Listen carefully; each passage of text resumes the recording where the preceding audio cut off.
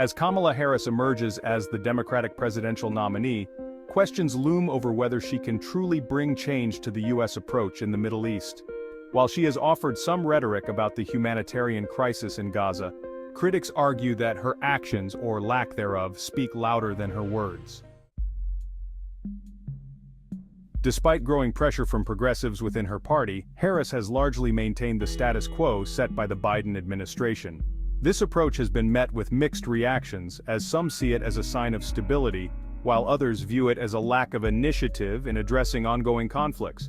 She has reiterated Israel's right to defend itself and avoided committing to significant policy shifts, such as an arms embargo, or a clear strategy to reduce civilian casualties in Gaza. Critics argue that this stance does not adequately address the humanitarian crisis, while supporters believe it ensures a balanced approach to a volatile situation.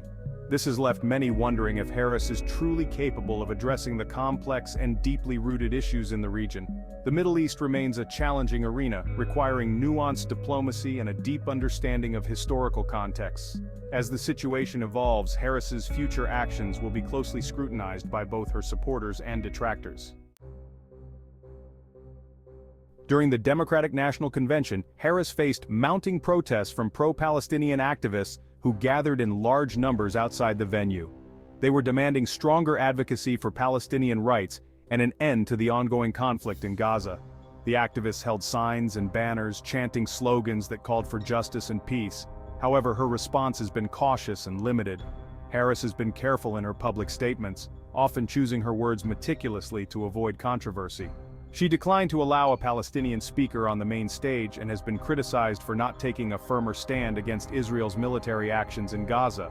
Critics argue that her stance reflects a reluctance to deviate from the current administration's policies.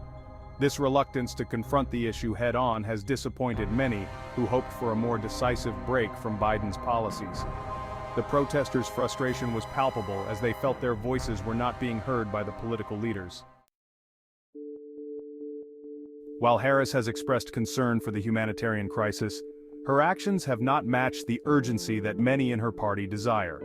Her cautious approach has left progressives feeling alienated, and there is skepticism about whether she can or will make a meaningful difference in U.S. policy toward the Israeli-Palestinian conflict. Kamala Harris has often talked about the need for change and reform, emphasizing her commitment to progress. However, her inability to diverge significantly from Biden's established Middle East policy suggests that true, meaningful reform may be out of reach for now. As the conflict in Gaza continues to escalate, it remains unclear whether Harris possesses the willpower or the political leverage to lead a new path forward.